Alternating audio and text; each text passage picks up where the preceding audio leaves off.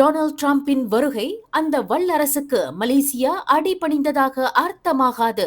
பிரதமர் Anwar திட்டவட்டம். 47வது ASEAN உச்சநிலை மாநாட்டுக்கு அமெரிக்க அதிபர் டொனால்ட் டிரம்பின் வருகை அந்த வல்லரசுக்கு மலேசியா அடிபணிந்து விட்டதாக அர்த்தமாகாது. மாறாக, மக்களின் நலனுக்காக அரசதந்திர உறவு மற்றும் பொருளாதார உறவுகளை வலுப்படுத்துவதற்கான வியூகம் நிறைந்த நடவடிக்கைக்கு அடித்தளம் இட்டது என்று பிரதமர் டத்துஸ்ரீ அன்வார் இப்ராஹிம் தெளிவுபடுத்தினார்.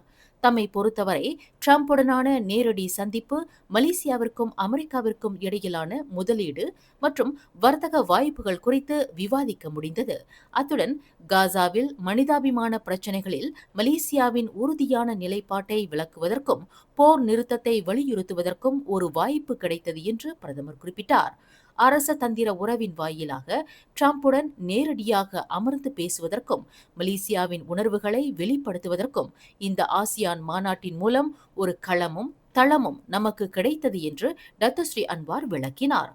கோலாலம்பூரில் இன்று அக்டோபர் 28 அதிகாரப்பூர்வமாக நிறைவு பெற்ற 47வது ஆசியான் உச்சநிலை மாநாட்டிற்கு பிறகு நடத்தப்பட்ட செய்தியாளர்கள் கூட்டத்தில் ஆசியான் தலைவர் என்ற முறையில் டிரம்புடன் நடத்தப்பட்ட சந்திப்பு விவரங்களை அன்வார் விவரித்தார். காசா மற்றும் மேற்கு கரை மீதான தாக்குதல்களை தற்காலிகமாக நிறுத்துவதற்கு அமெரிக்கா ஒப்புக்கொண்டுள்ளது. இது டிரம்புடனான சந்திப்பின் நேர்மறை மாற்றங்களை காட்டுகிறது.